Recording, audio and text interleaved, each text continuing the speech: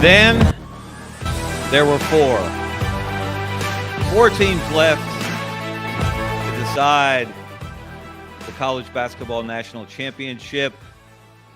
Welcome to SCARBOUGH Knows. I'm Kevin Scarbinsky. It's bittersweet here on Final Four week because it is the last week of the college basketball season.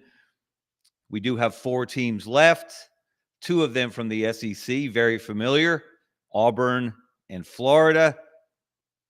On the one hand, it's a good thing because they're playing each other in the national semifinals. So the SEC will have a team in the national championship game for the first time since 2014 when Kentucky lost to UConn.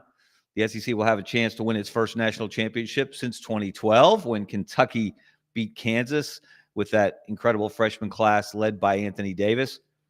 But it's also a little sad because if they had been in opposite sides of the bracket, Florida and Auburn obviously could have advanced to the national championship game. How cool would that have been to see the Gators and the Tigers meet for the big ring and the last net?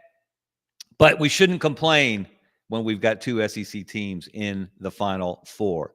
And now I can't think of a better person to talk about SEC basketball, Auburn University, the University of Florida, than one of the greatest coaches in SEC history. He was a master in March. He owned the SEC tournament. He is the winningest basketball coach in the history of the University of Alabama. And just for those who might have forgotten, Alabama played basketball, and it played it very well long before Nate Oates came along to do the job that he's doing. So let's welcome in our guest for today, Wimp Sanderson. Well, Wimp, I'm happy to be here. How are you? Wimp, Wimp, you're invisible, or we're looking at your ceiling? Oh, you are? I am. Tilt your camera down, or there you go. We want to get a good look at you. That's terrible. How you doing? I'm fine. Happy to be here. It's a 16-team league with 14 teams in the NCAA tournament, and the two teams that are playing each other today in the first round, Florida and Auburn. One won the round robin. Auburn won the round robin with a 15-3 record that I figured it'd be about that. I guessed that. And Auburn won that, and then Florida won the SEC tournament. So both these teams are very, very good, very talented. Auburn lost their first game at home against, guess who? Florida. So this should be a very interesting first game, and I think the fans will enjoy seeing them play again. Wimp, does it matter? Does that first game matter? That was Auburn's the only team there that's played the other three teams that are in the Final Four. They lost to Florida at home. They lost to Duke at Duke, and they beat Houston in Houston. But that Houston game was the second game of the season. The Duke game was December 4th. The Florida game was early February. Do those games matter now? Can you learn anything as a coach? Does it help you having played that team before, whether you won or lost? Well, I think it does in terms of film. You go back and look and see if your matchups were the way they need to be, because basketball is a matchup game. You got to match up your people against their people, and what you did offensively and defensively, was that what was good and what was bad? What did they hurt you with? What did they do against you that hurt you, your team? And so I think it does. I think you look at the film, you have your assistant coaches study the film and try to see exactly what happened in those games. You're not going to overcoach them now, because you're not going to wear them to death by putting in new stuff or changing much. I think the big thing is the way that you defend. I think the defending is going to be so critical. We've already seen that in the games leading up to this Final Four, that offense is big, and offense sells tickets, but defense is also very big. How concerned would you be if you were Bruce Pearl right now, and we don't know exactly what the condition of Janai Broom's elbow is, his shoulder, his ankle. That was a bad fall he took.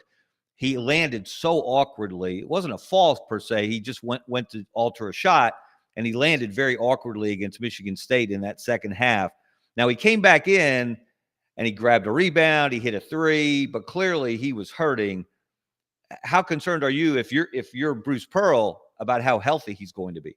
Well, I am. I'm concerned about it. I think that they need to be darn sure that he's treated each and every day, that he does the things he can do right now. He's got a week off, not off, but he's got a week to rest that arm, I think, and I think he should be ready to play. But you never know. I don't know the answer to that really because I don't know how bad it was. He did come back in, and to my surprise, Kevin, he he shot a three and knocked the bottom out of it. It was one of those no, no, no, no, yes shots that he made, and he's. I think a little bit, and I don't want to say this in the right way. I think maybe he's been a little bit of a surprise as to really how good he is. I think you get him.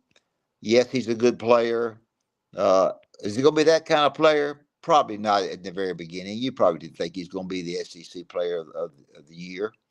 And he's come in and he's played. He doesn't play above. He doesn't play above the rim much, and he'll have to get his shots going outside a little bit more. He won't be able to get many of his shots off as well inside, but he should be. He is a factor in the game, no doubt about it. But both teams have got to be good defensively as well as offensively. And Auburn's had the one thing that Auburn did this year. They put together their team with kids who weren't just knockouts that everybody in the world wasn't after. They liked the kids that they got on and off the court. These kids have come together and played together very well, and I think that's a critical thing that people mention. They weren't able to get all the studs, so to speak, but they got the people that they thought they liked, and it turned out to be very good for them. And obviously, retaining those players, I think people forget about this now. They worry about bringing in players through the transfer portal, and a lot of times people get stars in their eyes, and they want those big name guys, those 4- and 5-star recruits. But look at Walter Clayton Jr. from Florida. Cool. I think he was a 0-star recruit before he signed at Iona with Rick Pitino, and he's the leading scorer in the NCAA tournament right now through 4 games. His finish against Texas Tech in that regional final was unreal. He looked like playing on Steph Curry's court. He looked a little bit like Steph Curry Jr. Has he surprised you, Wimp, with how good he's been and how clutch he's been? Yeah, Pitino. If I'd been Rick Pitino and I left there, and that's what he did, he left. I would have tied him to the bus and put him on the front row of the bus and locked him in there. This kid can really shoot the basketball. And I think the one thing about him, Kevin, is he makes timely shots. They're down 9 with a little over 3 minutes to go in the game against Texas Tech. It doesn't look good for Florida.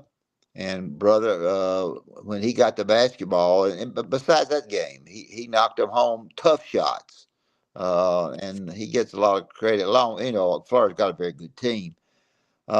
Florida's a team. I don't think this is going to sound silly to you that in the tournament thus far hasn't played as well as they've been playing.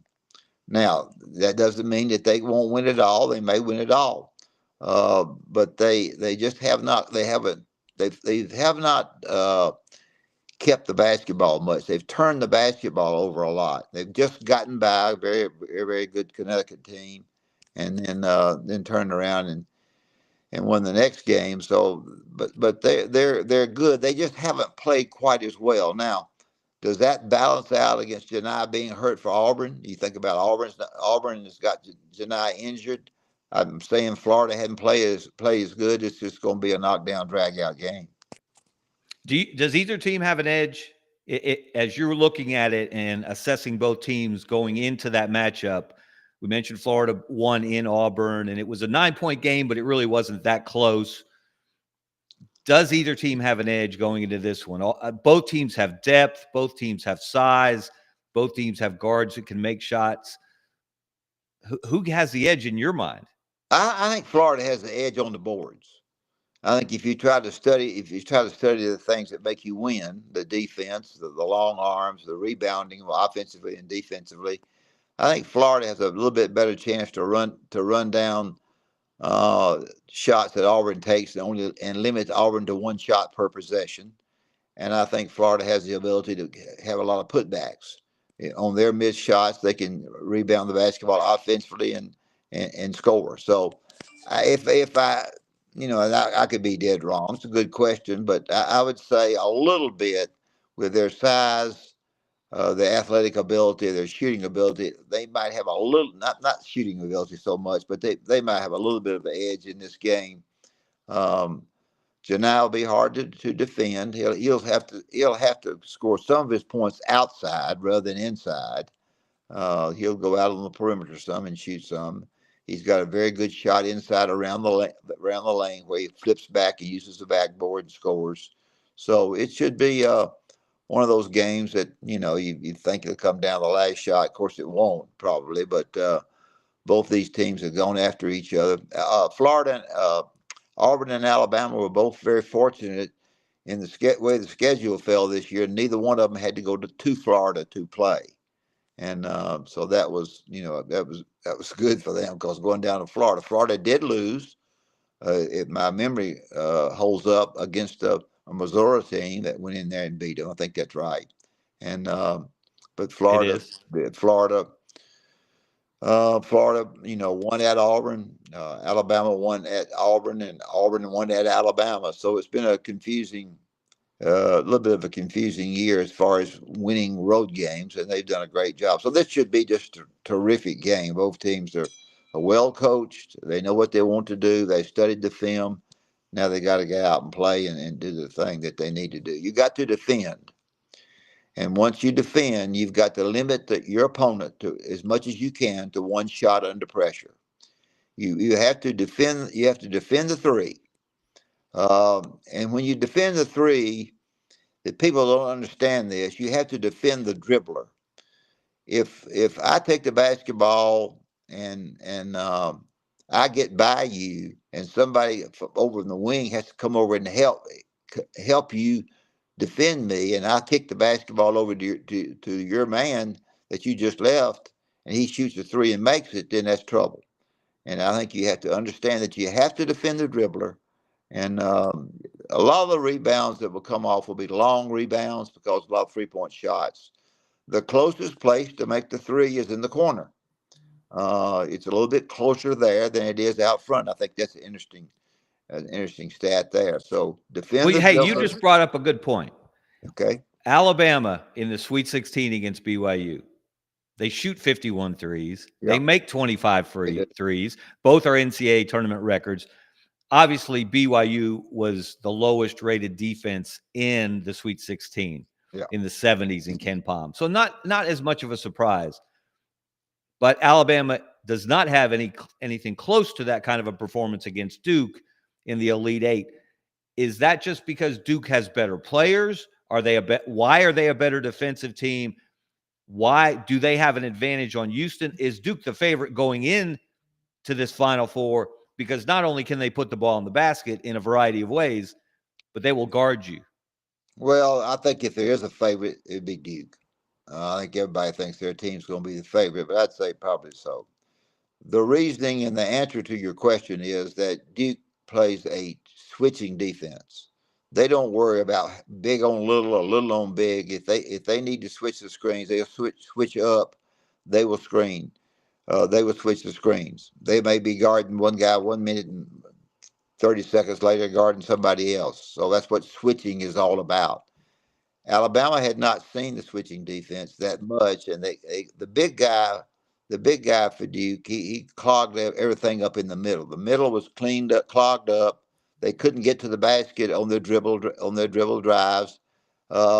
Sears, who's one of the great players in Alabama, only had 5 free attempts, which was low, of course. So Hey, I think Wimp, Malawach, that big man for Duke doesn't get enough credit in my mind. Everybody talks about Cooper Flagg and Con Knipple, and those are really good players, obviously. But it was almost to me as if Alabama was playing tentative. They would get in the lane and they would stop because they knew he was lurking, and then they would turn and back it out. It just seemed like they were hesitant and concerned about getting their shots altered or blocked. Well, he's going to slap that thing out of there. if he possibly can on the defensive end. And on the offensive end, he's going to get the lob pass and dunk it.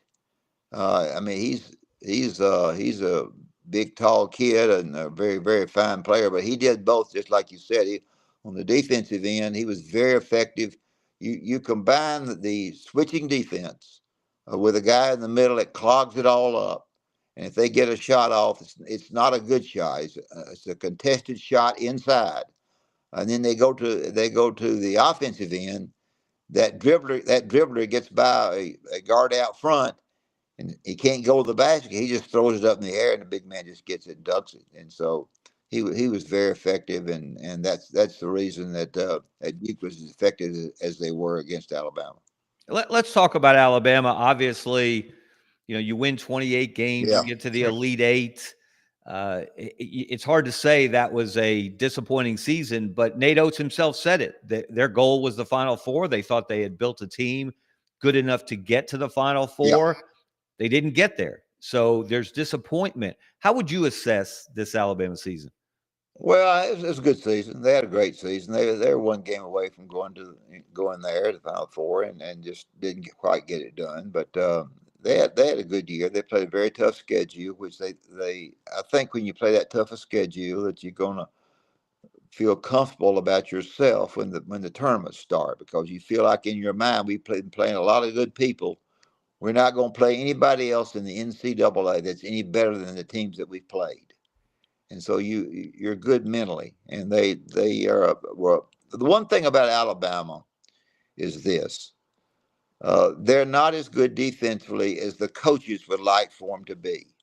They would like to be a little bit better with defensively, and they turn the ball over at times, too many times.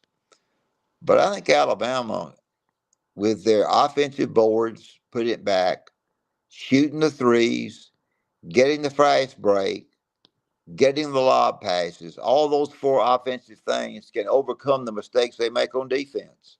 I mean, they're that good offensively. They're hard to guard in an offensive basis. They just are. Sears does a good job. All those kids do a good job, but they're shooting the ball in the break. They're shooting the ball in the lob pass. They're shooting the cotton picking ball in the corner. They're doing it all. And most of the time, all of that offense overcomes what they lack defensively, and at times they do turn the ball over a little bit more than the coaches like for them to. How much do you, if at all, visit occasionally with Nate Oates or his assistants and just talk basketball? Maybe in the off season, just. I haven't much at all. They're always busy, and I've had some things where I've been busy myself, and I really haven't visited. The one thing I'm very, very careful about, you're on our radio show and you do a good job on it. I'm very careful, try to be very careful about what I say when I'm on the radio about Alabama, because people, will think I got to a lot of Final Six teams and couldn't get by them, and didn't Six get to by be 'em. exact. Yeah, six of them didn't Six get by Sweet 'em. That's 16s, which pretty is bad. obviously Yeah, still an Alabama record. and so anyway, I don't. I see them, I shake hands with them, and I kind of I just feel like that I don't want people thinking I'm over there trying to say anything really. They know how to coach their team. They do a good job of coaching it. They coach it different. Basketball is different than it was. We didn't have the 3-point shots that when I first started that they do now, and we were probably better defensively, but it is what it is. And I think sometimes the only thing that bothers me about all of it is that when you've had it, you keep up with it because you were a writer and did a good job, but people seem to forget that in the past years, uh, uh, Florida has been good. Duke has been good. We played Norm Sloan in the finals of the SEC tournament in Knoxville and beat them there. Auburn, Georgia. Auburn, Florida. Um, Houston's always been pretty good. Um, you seem to forget that, but you like to compare, and so social media this day and time, is quite different than it was when I was coaching. We got some. I'm kind of glad of it because I'd gotten busted more for getting to the final 16, not getting by that game. But uh, the teams, the players were just as good in my day as they are now. The teams were just as difficult because we played an 18 game round robin schedule, and guess what? We kept our players. This day and time, you don't always keep your players. Our players that went with us, signed with us, excuse me, played with us every year. And so the more they played, when they got to be juniors and seniors, the better they got. So I hear people say basketball's better. It's not. We had around. We went to Kentucky every year. This day and time, you play three teams twice. Last year before last, you played five teams twice. Well, when you play five teams twice, that's 10 of your 18 games. If you're fortunate enough to hit, a couple of weak teams, you might pick up your four wins. So I certainly want to give it. I want to give the SEC a lot of credit, no doubt about that. But also, uh, basketball back in the days in the '80s was darn good. Well, let's look at your record, Wimp, and that's something that bothers me too because I was fortunate. Brendan, if you would pop up Wimp's just a partial list of his accomplishments at Alabama, and it's a long list. So I picked out a few. I've picked out a few things that really stood out. But one of the things that bothers me is, like I said, I was fortunate. I started working in this business in the '80s when you were at Alabama. Sonny Smith was at Auburn. Yeah. Durham was at Georgia. Dale Brown was at LSU. Kentucky had Eddie Sutton. They had Joe B. Hall before that. And those were some of the best players, the Charles Barkleys, the Chuck Persons, the Buck Johnsons, the Enos Watleys that you had. Some of the best players that we've ever seen in the SEC. But because we're such a microwave society, everybody's about what's happening now. You would think that the SEC basketball just started Yeah. in the last couple of years because they got 14 teams in the tournament. They got 7 to the Sweet 16. They got 4 to the Elite 8, and they got 2 to the Final 4, which is all great. But you just hit on something. It was different when you had to play everybody home and away in the Yeah. league. Well, and the other factor too, and I'm not saying this ugly at all, but just say factual. Uh, we recruited our players. We didn't buy them. You can buy players now, and that's fine. If you've got the money, if you've got the budget, and your athletic director will help you with that, then you can buy you a basketball team. In our day and time, I know they used to say that people cheated behind the scenes, and nothing to the extent of maybe a Mother's Day card to a prospect's mother or something, but it just simply was quite different. So when you ended up uh, trying to have a kind of basketball team with players that you recruited, and you mentioned all those things, we had a situation where we were knocked some because we had Gene Bartow come into UAB, and they were very good, and we didn't play them, and that made it very controversial, actually, for you, and for the other writers. It made it very good because it was all stink stirred, We had and some so spirited yeah, conversations on yeah, that sure, subject sure, back in the day. and sure because y'all would like to play, play those games, but the SEC was very good back then. Kentucky has won the most games down through the years in the SEC, and I think Alabama's second in number total of wins. I think Tennessee's right in there close, but Alabama is had good basketball for a number of years. Johnny D was one of the great coaches. Um, they put some things in the Paul Bryant Museum about myself and Nate Oates and CM.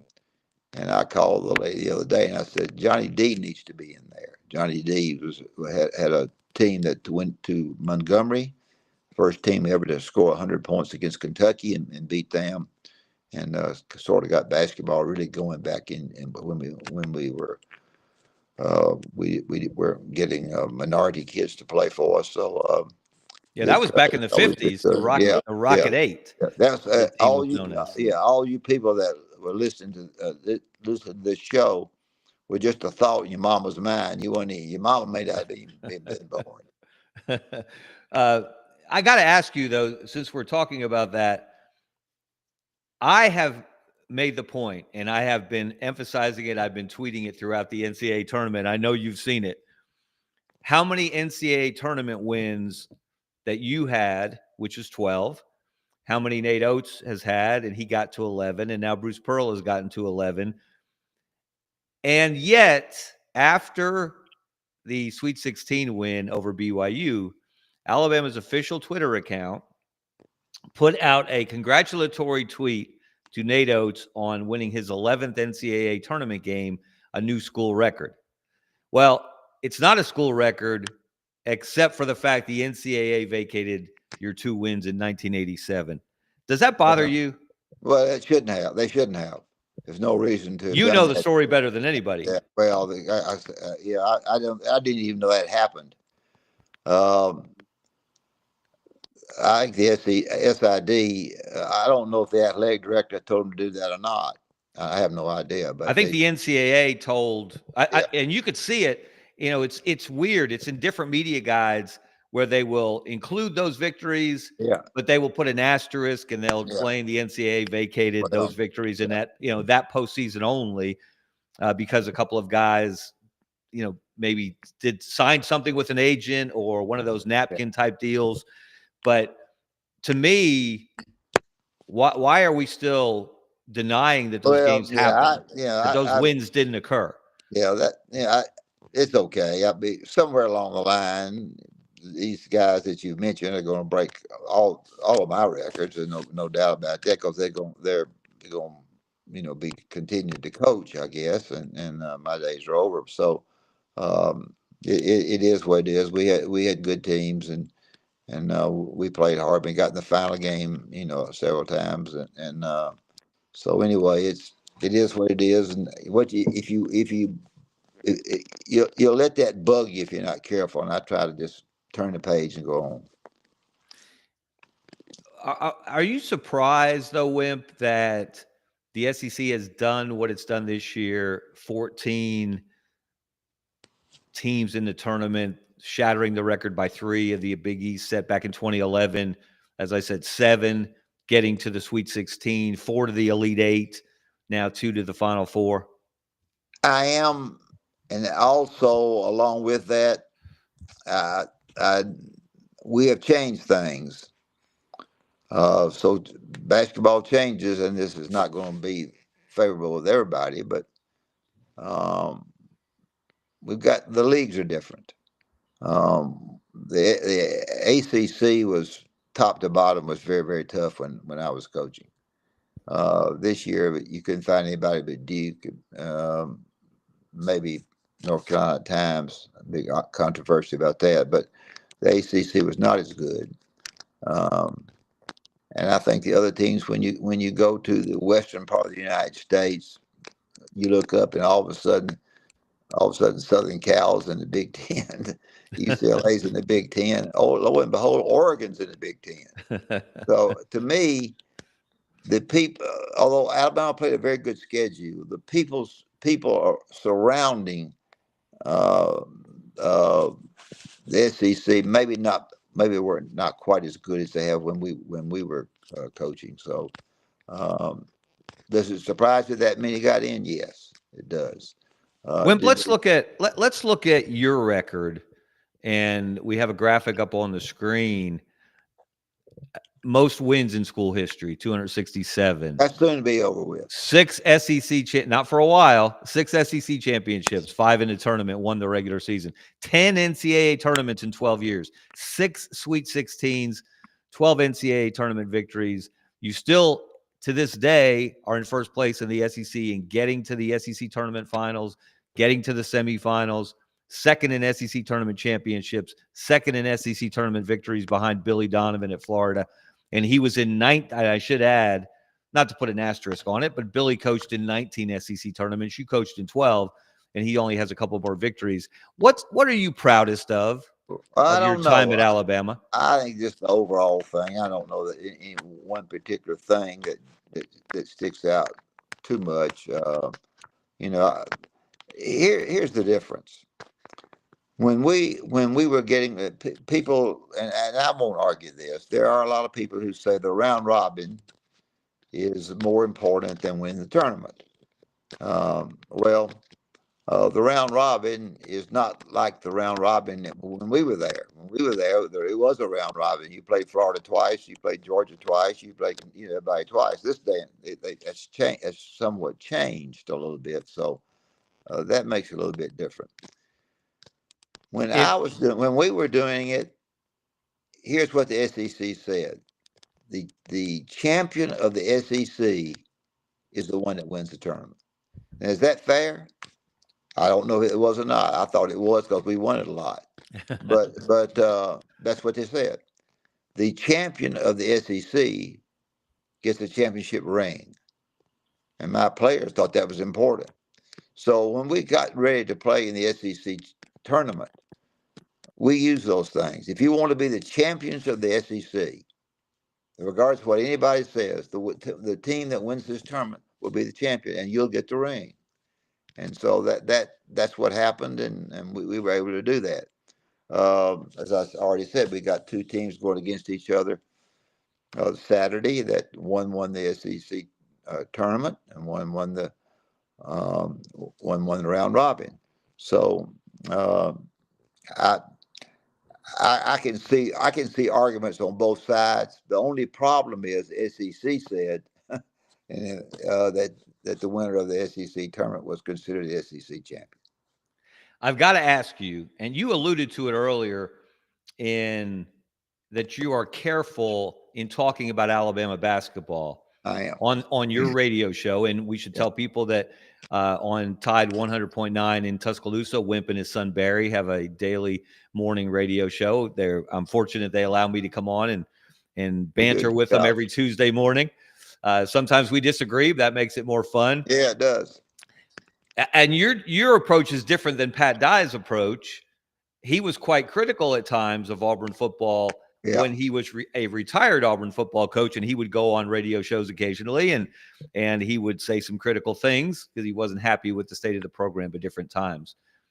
One thing that many people say to me, especially at the Birmingham Tip-Off Club, is, why does Wimp always want to talk about football? He seems like he wants to talk about football more than he does about basketball when you have me on as a guest. What do you say to that? I don't know. I don't even know. I think most of the time it's during football season. The only thing that bothers me about the whole thing is you talked about the things that I had done, and I don't want. I never got ever even invited to speak to the Tip-Off Club. Here I am, a guy who won all those games. Hold on. And the Are you Tip-Off serious? Club never invited me to come. No. Are you serious? Never invited. That is an egregious oversight. I was the winningest coach at Alabama for a while. I won't be long. I won all those tournament games. It's a big deal. Yet I've never had it, and I live in Birmingham, but was never invited. Well, I'm gonna since I've gotten involved in the club, I'm gonna see what I can do to change that. No, next I don't season. really want. It's not a big deal to me, but it's kind of funny that somebody would say that I talk football, and yet I wasn't even invited to the Tip-Off Club. You do like to talk football, though. Before we let you go, and we got to wrap it up here in a few minutes. What are your thoughts? Well, we talked on your show today about Greg Burns saying Alabama is not flush with cash. They are not going to be able to add as many scholarships as the NCAA moves to roster limits, in which you can use those scholarships up to the roster limit, 105 for football, although the SEC is going to stay at 85 for this coming season.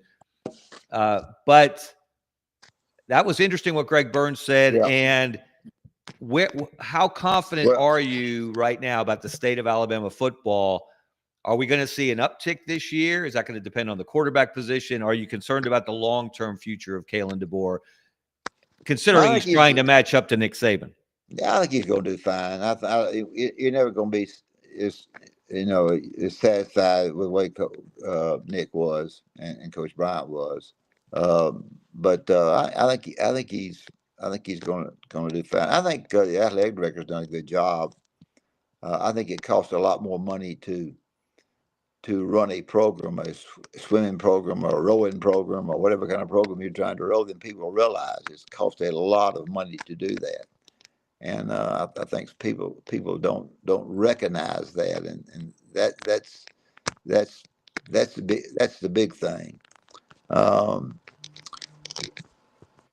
the talk or the speech or the information that you give your coach about his sport and to tell him that you're going to cut back is a very, very uncomfortable speech. As I listened to him talk the other day, he said, we had some, I forget what adjectives he used, but some things said that, we're cutting back on this or cutting back on that. Um, that's an uncomfortable thing to say because you're trying to build a program and I forget how much money per player that it costs you to have somebody on scholarship. It's a lot of money. So It's six uh, figures. Yeah, I don't yeah, it remember the is. exact figure, but Yeah, it is six figures yeah. that they're So spending now just on all the ancillary, all the benefits they provide, the training, the facilities, the nutrition, et cetera, et cetera, et cetera. yeah, yeah. I just think it's that's it's quite different, and things are different as you go back and look at things that happened in the past, and everything's a little bit different, and we've lawyered up a lot. NCAA is lawyered up, and when you lawyer up, it makes it very difficult to get things in front of the House in Washington.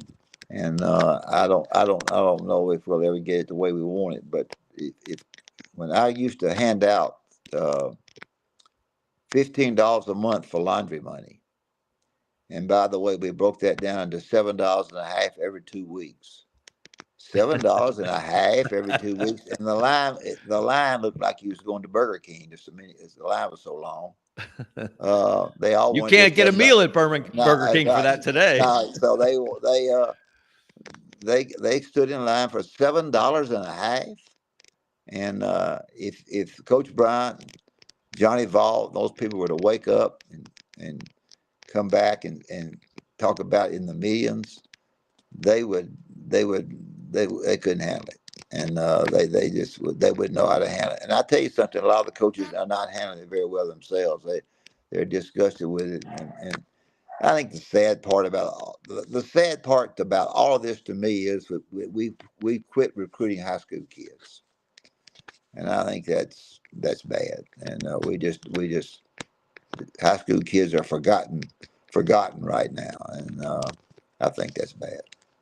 You are right about that. Well, Wimp Sanderson, I could talk to you all day long about football, about basketball, about life in general. Thanks so much Okay. for joining me on the podcast. I always enjoy our Tuesday conversations. Yeah, You have a great day. I appreciate y'all letting me be on because as most of y'all, both of you know, I don't know exactly how to do much in this computer world, so I'm lucky to have gotten on and gotten with it. Thanks a You lot, made guys. you made it work. You I made it work. appreciate it. Thank you, Wimp. Thanks. Have a Okay, great thank day. you. All right, I got to before we get out of here, I got to share this one Wimp story. He obviously had a huge rivalry, a huge competition, especially in recruiting with Gene Bartow when Gene started the UAB program. And they were not friends. They were not colleagues. They never played each other while Wimp was there. The year after Wimp left, the NIT matched up UAB and Alabama for the first time and still the last time back in 1993, and UAB won the game in Coleman Coliseum in Tuscaloosa. They printed up bumper stickers still see around town in Birmingham that say UAB 1, UAT 0. But I had gotten into a conflict with Gene Bartow about something. He didn't like something I had written. He got mad at me. He barred me from going in the locker room. He he basically went off on a rant and was very displeased with me. Well, at the time, I would cover UAB. I'd cover Auburn. I'd cover Alabama, SEC. I covered everybody. So The next week, I'm in Tuscaloosa. I'm doing a story on Alabama basketball, and I thought Wimp would get a kick out of this story about Gene Bartow getting in my face and screaming at me after a game at DePaul. So I tell Wimp this story, and he says, and what the worst part of it all was that Gene Bartow called me an Alabama fan. He said, you come on these road trips just to tear my program down. You are nothing but an Alabama fan. Now, Alabama fans have never accused me of that, just as Auburn fans have never accused me of being an Auburn fan. It's usually the other way around. So I couldn't wait to tell Wimp this story, and I shared that anecdote with him, and he said, Alabama fan? He said, I know you're no Alabama fan, some of the crap you write about us. And then he paused for a second and said, now listen, don't you go writing something bad about me to make yourself look better with him. That's how competitive and ferocious Wimp Sanderson was in coaching his basketball team every single day. And he did it better than anyone has ever done it in the state of Alabama. Those records will be broken someday by Nate Oates and or Bruce Pearl, but Wimp Sanderson was one of a kind, and it was great to have a conversation with him. All right, we got to get out of here. That's it for Scarborough Knows today as we get ready, get closer and closer to the Final Four. Will it be Florida? Will it be Auburn? Bring home that big ring. Find it this weekend. Have a great day, everybody.